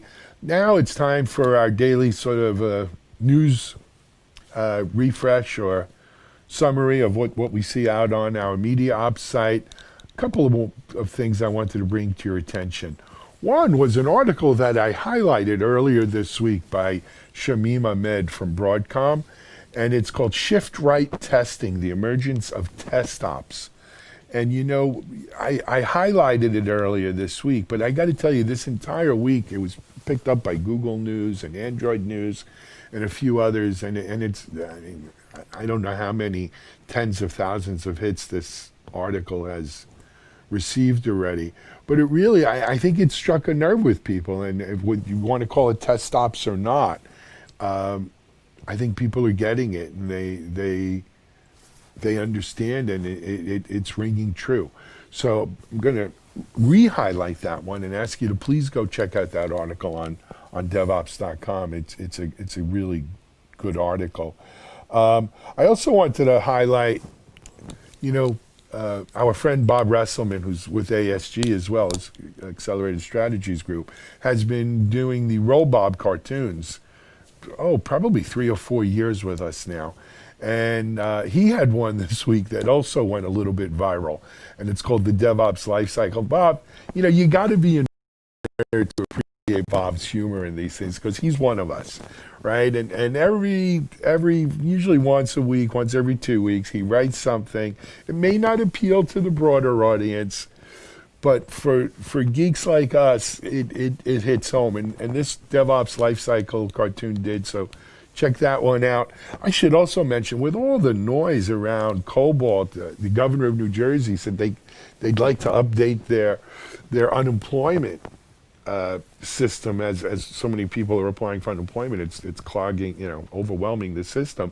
But they don't have COBOL engineers to do it. The system's in COBOL, you know, and it as a result, one of the articles Bob's written some time ago about COBOL and the beauty of the COBOL programming language has all of a sudden resurfaced and been getting a lot of hits. What's old is new. And there's still, if you can program COBOL, there's still a lot of jobs out there for you. So do go check out. Those are some of the highlights I wanted to bring you from DevOps.com. Let me also, as I mentioned, I think it was in yesterday's show, Security Boulevard has just been, you know, viewers through the roof with this COVID thing, and I obviously it's because of all the cybersecurity incidents and pandemic that we've seen, you know, coming out of the COVID pandemic. But again, leading the list this week in our Security Boulevard sites were articles dealing with Zoom and security. So Zoom recordings exposed. Using Zoom, here are the privacy issues you need to be aware of. And then one that, when I first looked, I said, well, this was written by a Cisco person, but it wasn't. But it was someone who, obviously not a big Zoom fan, but comparison of WebEx security versus Zoom shady practices. I don't endorse that necessarily. I use Zoom. But anyway, just a couple of the Zoom articles I wanted to recommend out to you guys to check out. And then last but certainly not least, a couple of articles on Container Journal. One is Kubernetes finally emerging its application phase, or is finally entering its application phase. And, we've been waiting for this, right? Kubernetes kind of lays the groundwork for killer apps. What's the killer apps that Kubernetes coming? And I think we're starting to see that. So go check out Container Journal. Lastly, I wanted to just once again mention our 200 some odd podcast over at, actually it's 285, almost 300 podcasts over on SoundCloud in our DevOps chats. The newest one just came out this morning, and it's with a company called Adea, Swiss Simple Secure Collaboration. I'm actually probably going to invite Francois Rodriguez from Adea to do a Zoom interview with us next week, so you'll get to meet him here on TechStrong TV. But do go listen to that podcast. It was a good one. There's another good one with Daniel Spoonhour from Lightstep that's fairly recent, as well as Darren James from Spec Ops, who was on yesterday's TechStrong TV with a video as well. So really good stuff there on the DevOps chat. You don't have to listen to them on SoundCloud. They're on iTunes, Spotify, Stitcher, all the usual suspects for listening to SoundCloud or to audio podcast. Anyway, that's our wrap up for the news. Let's not make it too heavy. We all got a long weekend coming up. We'll be home, get some fresh air, some exercise, some downtime. And again, I worked from home for 13 years before starting Media Ops. It's so important that you have an on-off switch when you're working from home. You can't just be on all the time. You gotta step away. You gotta have some downtime. You gotta have some family time, some you time. Try to get some fresh air, and of course in a very socially distanced way. These next 2 weeks are going to be tough. But let's get through this. Let's all get through it together and healthy. And and we'll go from there. All right. Next up on TechStrong TV, it's that time of the day where we hand things over to our managing editor, Charlene O'Hanlon. And Charlene has a good interview coming up, right? And that is with Cato Networks announcing some major funding. So, Charlene, take it away. Welcome, everybody. This is Charlene O'Hanlon. I'm the managing editor at Media Ops, which produces DevOps.com, Container Journal, Security Boulevard, the Digital Anarchist video platform, and now TechStrong TV. I'm very excited today to be speaking with Yishay Yuval, who is President, CEO? I didn't ask your title there. I'm the Chief Marketing Officer for Cato Networks. All right, great. Yes, Cato Networks, which is SD-WAN infrastructure. And Cato just came off a $77 million funding round. So congratulations, Yishay. Thank you very much. Great. So tell me a little bit about your company, first of all, when you were founded, where you're located, what your value proposition is, and all that good stuff. Sure. So we have been around since 2015. We are headquartered in Israel, but we have a global operation, kind of almost follow the sun 24/7, because we're a mission-critical cloud service. And our main value proposition is to deliver essentially a turnkey, secure network to businesses from the cloud. Okay? So as a service. Mm-hmm. And I think it's kind of interesting. Our founders are actually coming from the networking and security domain. Our CEO, Shlomo Kramer, was the co-founder of Checkpoint. Okay. So he basically created the network security industry with the first firewall back in the 90s. And then he went out and kind of co-founded another company called Imperva, which is a web application firewall company, another first. And then he invested in Palo Alto Networks and other companies. And Cato is his third company. So we have a lot of this legacy understanding of how network and security used to be built.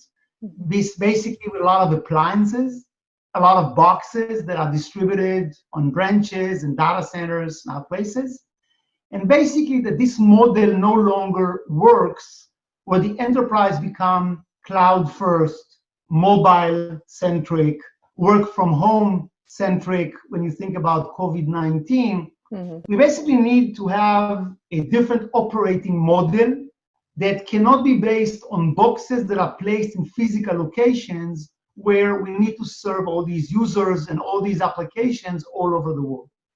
So we are here to solve this problem with a new architecture, and we can talk about it more as we go along. Okay, great. So, boy, with Shlomo's background, there's certainly a pedigree there for this type of technology. So that's really great. So, we've been hearing about SD-WAN for quite a number of years now, and I don't know if it's just because maybe the market is just now catching up with it or something. But what is it about SD-WAN that all of a sudden it seems like there's a lot of movement in this space, and what do you think took so long for the technology to really kind of come into its own? So I think it's actually kind of the genesis of SD-WAN is that the old technology for building networks called MPLS, it's a telco provided connectivity solution that is very expensive, very rigid, and very bandwidth constrained. It's sold by the megabit, and every megabit is very expensive. So companies buy only what they need, and they're always kind of don't have enough room to grow without paying a lot. So SD-WAN was introduced as a way to combine MPLS with internet lines, which are cheaper, increase overall capacity, lower overall cost, and create more agility and resiliency in the network. And today it's actually running through a mainstream adoption. We're talking about 30–40% already market penetration. This is mainstream technology. But Cato, in fact, is not an SD-WAN company. SD-WAN is a feature. You can see it by the fact that all these market leaders back in 2017, VeloCloud was acquired, Viptela was acquired, and they became a feature within a larger platform. A larger platform that delivers connectivity, security, cloud, mobility to the enterprise. Palo Alto just bought CloudGenix, exactly the same story. This broader vision is what Cato, in fact, is, which is what is Gartner calling the Secure Access Service Edge, or SASE. SD-WAN is a feature of SASE. Why? Because in order to deliver a network that is secure, that supports mobile users, support cloud infrastructure, etc., you need to start with the first step. And the first step is to connect your branches in a more effective way, in a simpler way that solves all the basic problems that I discussed. This is the first step in WAN transformation, wide area network transformation, from an old MPLS model to a model that has better connectivity, less cost, more security, etc. So this is our market. We built this platform, the SASE platform, all the way back to 2015. We didn't have a name for it. So we sold it as a convergence of multiple technologies, multiple requirements into a cloud service, but we didn't call it SASE. Gartner gave it the name, and now that's our play. So it's a long answer, but SD-WAN is the first step in a bigger story that is the change of the network to support the digital business. That's great. And is that kind of a, gosh, I don't want to call it like a rip and replace proposition, but we're talking about companies that have established traditional networks, and now there is this SASE solution, SASE solution. So what would an enterprise need to do to be able to adopt this particular technology? I mean, is it a rip and replace situation? So there are two parts to the answer. First of all, yes, it's a different way to consume essentially the same features. So the same firewalling, the same IPS, the same anti-malware, URL filtering, SD-WAN. It's basically consuming them as a single platform instead of 6 or 7 products. So yes, so there is what we call convergence, or the replacement of infrastructure. There are 2 ways to think about it. One is gradual. So for example, if you want to buy tomorrow a remote access use case from Cato, to use our SASE platform just for remote access to mobile users, you can do that without disrupting the rest of your network. The rest of your network can run, your branches, for example, can run on the previous technology, and you can hand out remote access clients from Cato to your thousands of employees. Okay. Not worry about scalability, not worry about sizing, just give them the stuff. You have a use case deployed side by side, don't have to do an all or nothing. The second answer is it really depends on the organization. So if you're a huge bank, you're not going to rip and replace for several reasons. You have massive investments in infrastructure, and you have a lot of people that can run the infrastructure. But if you're a mid to large enterprise, and many of our customers are in the manufacturing space, and they have small teams and big networks and a lot of requirements, we are like a godsend to them. So they actually want to collapse the investments. They actually want to replace a lot of moving parts, which are hard to manage on a day-to-day basis with a small team, with a cloud-based service that does all these things and it's self-managing. And you don't have to worry about it. You just need to see everything through one console and you're done. So I think that's our strategy. We are going up market. We're selling to larger and larger customers, that in the trade-off between, oh, I have all these investments, or I have all these products that I like, versus this is going to be so much easier to manage and run with a smaller team, they choose the second versus the first, and that's kind of where we play. Okay. All right. Great. So does this technology also have any impact on, say, the remote workforce that we're now seeing today with, with organizations kind of dealing with the coronavirus pandemic? Do you guys have a role to play there? We actually in the middle of it from our customer's perspective. So if you think about our cloud service, it's designed to serve all enterprise edges. An enterprise edge is a branch, a data center, a cloud, or a single user. Okay. So we built the platform from 2015 to have a client and now clientless access for individual users that connect to our cloud service, and then from there get securely to where they need to go. An on-prem application, a cloud application with full security and full optimization. So what happened to us in the business, that if a customer of ours, let's say, have 1,000 people, and they bought 100 client licenses because only 10% of their workforce is mobile or remote. Now they basically got 900 more, gave it to these people that now need to work from home, and suddenly you have 1,000 people connecting to our cloud and accessing other applications. So they literally shifted from the office to home, and all the networking optimization, all the security infrastructure just went along with them. Now, what's nice about it is they did not have to think about scalability and sizing. Okay, I had an appliance that could do 100 users, can it do 1,000? No, so I have to buy another one or a bigger one, and I have to put them globally in Europe and in North America. There's a whole architecture just for remote access. With Cato, none of that mattered.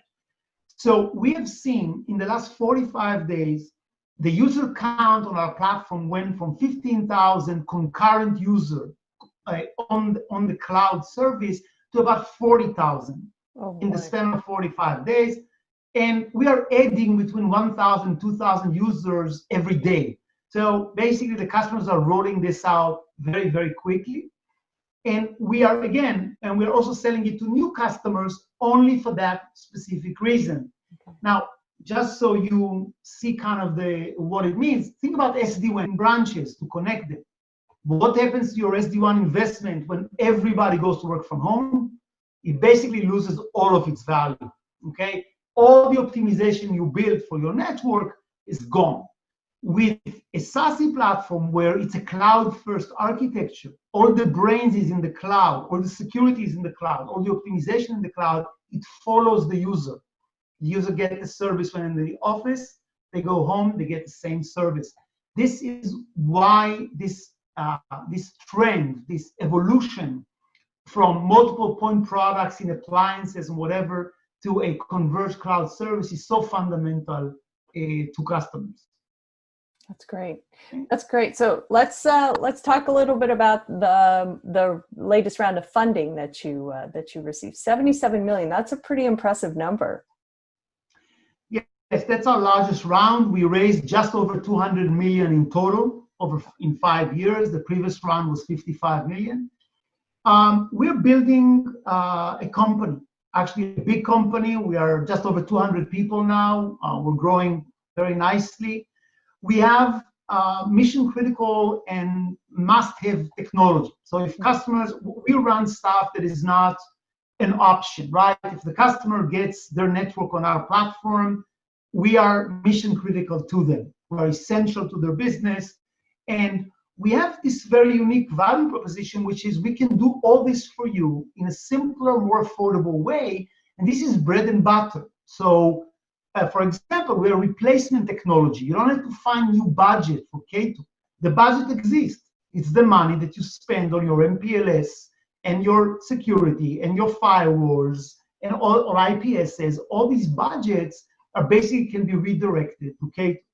So I think when you think about it, this is kind of why, the reason why we are able to raise the funding, because we are selling mission critical stuff into customers that are looking to cut overall costs and increase value on existing spend. That's actually very good.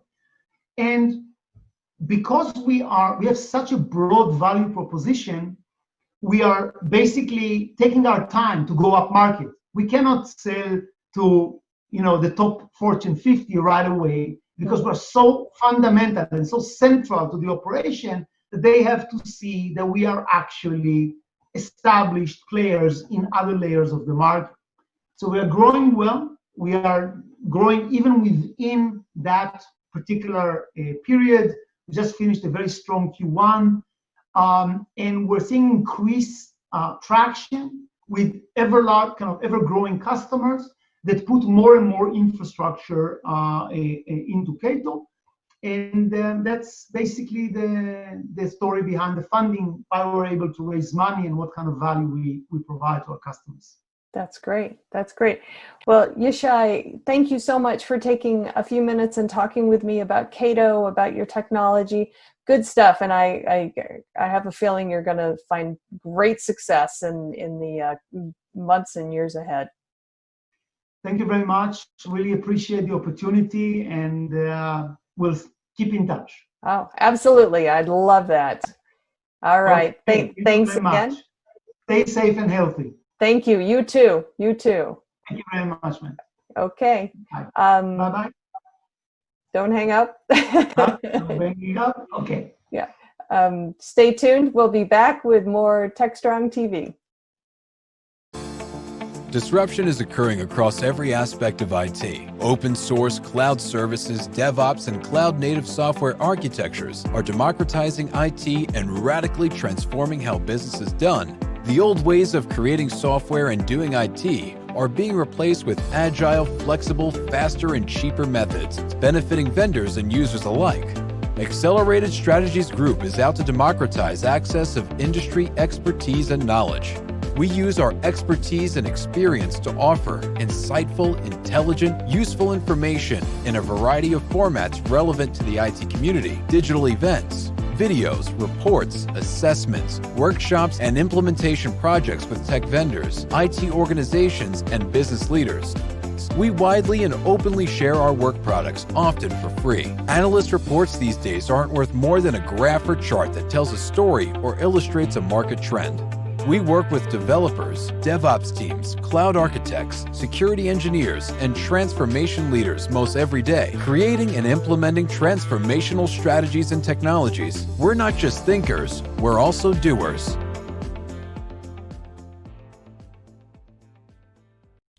Okay, thanks, Charlene. Great interview. Congratulations to K2 Networks.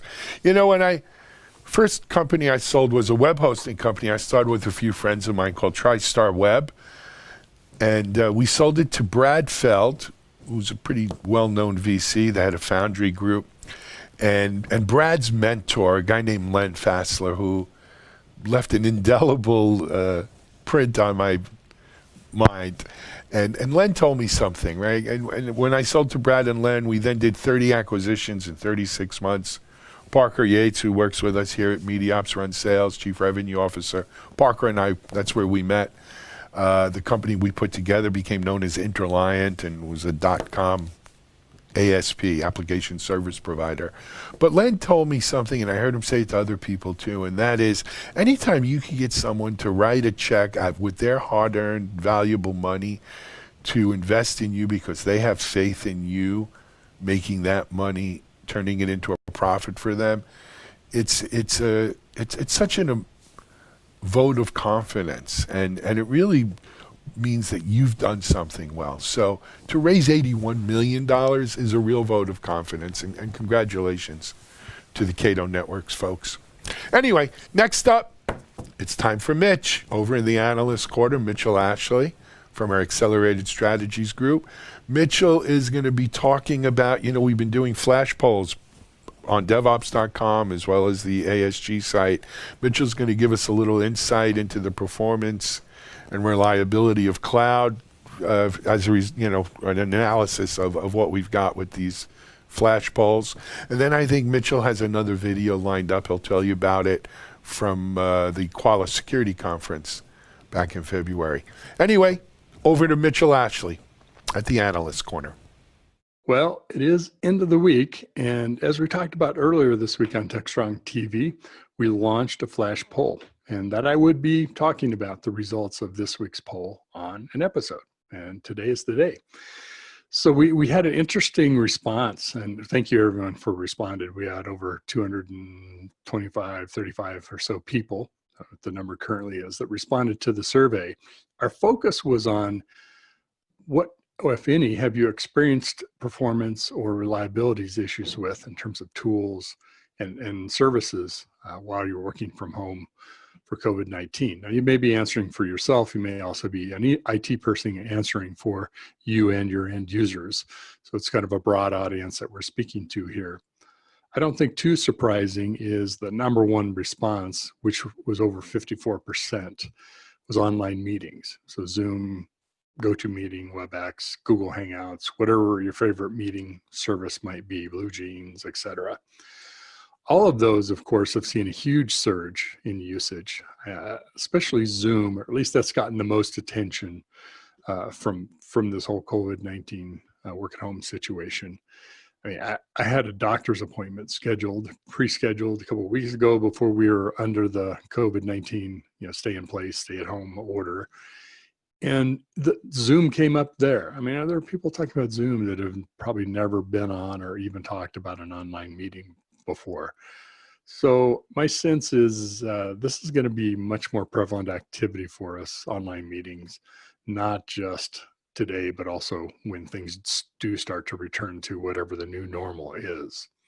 Now, 54%, as I mentioned, stated that they had performance or reliability issues. And that's understandable in a surge of service, but there are also some other factors that can be an important determinant in why is it having performance issues, because it's reliant on other parts of technology in the stack that we use to utilize online meetings. Which leads me to number 2 and number 3. The second highest responses were in-home Wi-Fi and internet service provider. Of course, that's what all those meetings are running on, as well as file sharing, collaborating with Slack and Team, email, of course, going across that, sending files. But, oh, by the way, we're in a home. We probably have other family members here. If we have family at home, either younger kids or maybe older kids have come back from college, early adulthood, to spend time at staying in place order at home. So we have all kinds of things happening over our network during the day. We have entertainment, we have videos, we have gaming. I just stepped out for lunch. My daughter and 3 of her friends are working on a crossword puzzle over an online meeting service. And of course, we're doing work, right? And all those things, file transfers, emails, phone, possibly CRM, whatever applications that we're using is all happening over Wi-Fi, which can be very congested in not only your home, but your neighborhood, and then also your service provider. So a little bit about Wi-Fi, something to think about. There are lots of things that you can do to help tune and improve your Wi-Fi service, just to mention to you. And I happen to do some work in the Wi-Fi and broadband industry, doing some testing for Wi-Fi manufacturers. The orientation of your Wi-Fi access point actually makes a big difference. And I'm speaking as to whether you're turning it left or right, pointing it, facing different directions. Because unbeknownst to you as an end user or purchaser of that or receiver of it from your ISP service, the orientation of the device, signal pattern energy that's coming out of a Wi-Fi access point can vary greatly. And I'm not just speaking of movable antennas. I'm talking about the unit itself. So the pattern, if you will, the energy pattern that's coming out of the device could be very strong, kind of spiking out in higher energy forms at different directions. So it may be very directional, and you may get better performance or drop in performance if you shift that around or you put it into a cabinet below, or set it on its side when it's made to sit, flat. That's definitely a consideration, as well as where that Wi-Fi access point is in your house. And is it reaching and servicing all the devices that want to connect to it? Lastly is interference from other Wi-Fi in your neighborhood. Now, if you're in an MDU with lots of other people around you, maybe even one that's constructed out of cement or something like that, that can cause a lot of Wi-Fi issues. But even homes that are, standalone homes separated by, a few feet with some yards, that can make a difference too. So some of your Wi-Fi access points will have the ability to run tests and check for channels that are busy. So that may be an option for you. You have to check the settings and diagnostics of what you have available on your access point.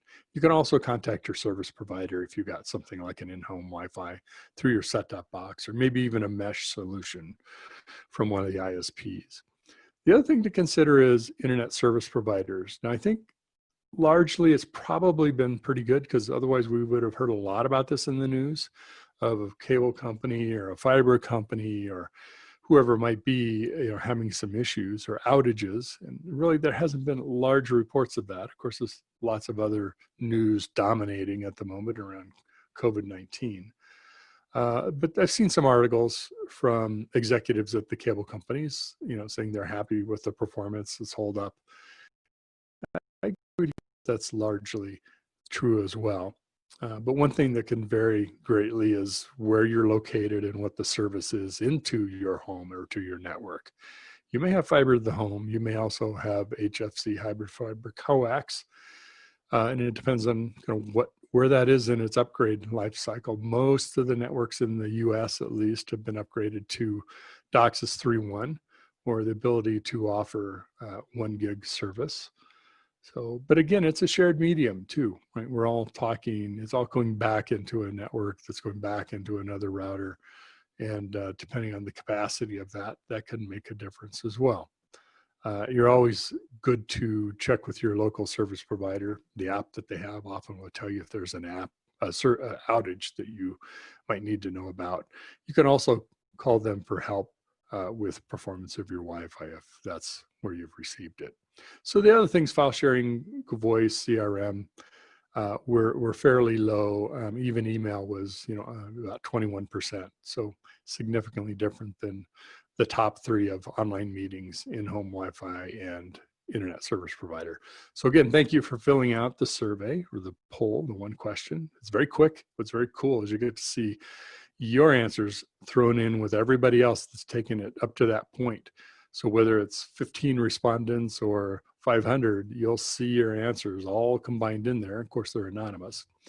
But you get an idea of okay, I clicked this as an issue, or this is an opinion.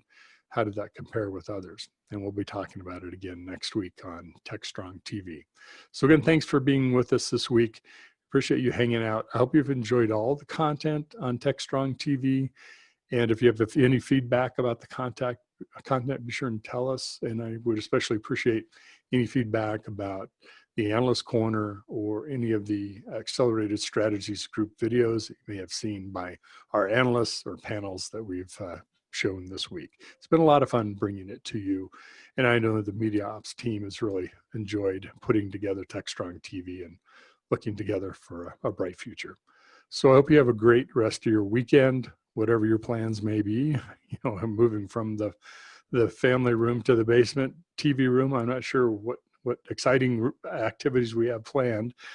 But whatever you do, be safe, be careful out there, and I hope you be well. DevOps.com is the #1 online destination for DevOps education and community building.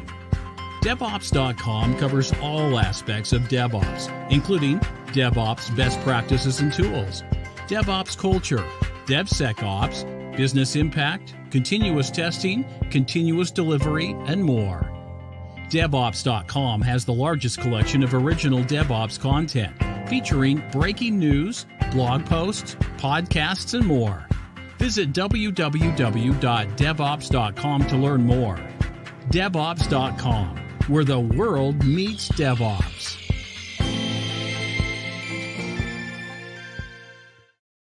Hi, this is Mitch Ashley, and I am with Vince Capitelli, correct? Correct. And we just finished a roundtable session, and Vince led a very convincing, compelling discussion about a lot of different things. But one of the things you talked about was tying everything back to a business value, some kind of a strategy, some kind of a benefit to the business for digital transformation. You want to share some of your philosophy about that? Sure. Well, I've been in technology and technology risk management for a number of years, you can imagine. And I'm a big advocate of, it's called the COSO, C-O-S-O model for enterprise risk management. And COSO, their whole methodology and framework is very focused on tying everything down to being aligned with the business. Business purpose, business objectives, business risk.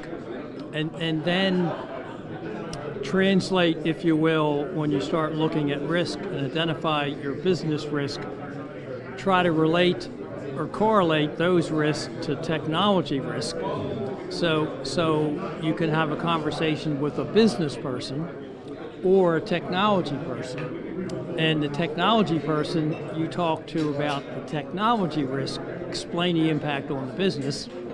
To the business executive, you talk around about the business risk and what the IT organization has to do to manage that technology risk component of it. So we're not. And so I find you can really have a decent conversation about the business. You don't have to use a lot of acronyms.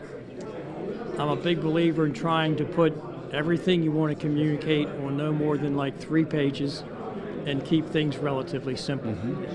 It's always better when things are simple, right? Simpler the better. Especially for some of us. Well, and especially we live in a world today where everything is changing so fast, including the business, including your competition, including the environmental environment you have to live and work in, as well as all the technology, that it's hard for keep someone in tune with all of those different vectors. So focus on the simple things in a simple aspect of communication, in which they can focus on the things that are important to them. Then you can correlate what's important to you to what's important to them, and then you know what to focus on. Are there some themes that you picked up in today's interchange, CISO, CIO, that you're taking away from today? Well, number one, I think many people are focusing on this phenomenon of digital transformation. I would say that many of them are struggling with it. And on the other hand, if you went back to whatever business transformation was 10 or 20 years ago, it's the same. The biggest resistance, if you will, or the biggest friction factor is with getting employees and customers to change. So that would suggest that maybe before you start effectuating change, you should spend a lot more time on trying to understand how do you convince people, or what's that person's skin in the game to jump in on the bandwagon and want to change. Because if they don't want to change, and if they don't think it's a better outcome for them, then you're going to meet a lot of resistance. It's always better if you can personalize the change. What's the benefit to them? What's in it? What's in it for me? Exactly. So last question. I think they're talking about the next interchange being in Seattle. I think I heard the September timeframe. What would you say to a CIO, CISO out there who maybe hasn't attended one of these yet? What's a good reason why you think others should come and participate? Well, I think if you want to have some real insight and be able to talk person to person, who's to an individual who's going through the same challenges that you are, and hopefully meet some people who may have already solved some of those challenges, or not, because failure can be a good teacher. But being able to sit down face to face across from the table and have a conversation with someone who's in the same shoes you are, and you can better empathize with him as to what you've tried that didn't work, what you've tried that do work, and then he'll feel a lot better asking you similar questions, and then you can engage him and see what experiences have he had that could be helpful to you. Very much a network of peers. Great opportunity to talk with others in maybe different industry, maybe the same, but in the same shoes in many ways. Right, exactly. Well, thank you for leading the session, and appreciate my you being pleasure. here. Thank you. I learned a lot from being in your group, so thank you. Okay. You can take that to the bank. There we go. It's worth what we paid for it, right? Thanks again. You bet. SecurityBoulevard.com is the leading resource for news, analysis, and education on challenges facing the cybersecurity industry. SecurityBoulevard.com covers all aspects of cybersecurity, including data security, DevSecOps, cloud security, application security, network security, security threats, and more. SecurityBoulevard.com has the largest selection of security content, featuring breaking news, blog posts, podcasts, and more. Visit www.securityboulevard.com to learn more. SecurityBoulevard.com, home of Security Bloggers Network. Hey, thanks, Mitchell. Great insight, great discussion and analysis as usual. Just keep laying it down, Mitchell. Anyway, guys, I think and gals, that is going to call a close to week 2 of TechStrong TV. I hope you've enjoyed today's show as well as the whole week and the last 2 weeks. We're going to be back Monday with some fresh content, and we'll be right here with you. Hopefully, everyone will be healthy and well and safe, and enjoy your weekend. Do join I'm going to say it again, our TechStrong Slack channel at techstrongtv.slack.com. Go to techstrong.tv to get an invite. We'd love to hear what you're saying there. And we'll see everyone on Monday. Take care, everyone. Have a good weekend. This is Alan Schimmel for TechStrong TV on the Digital Anarchist Network.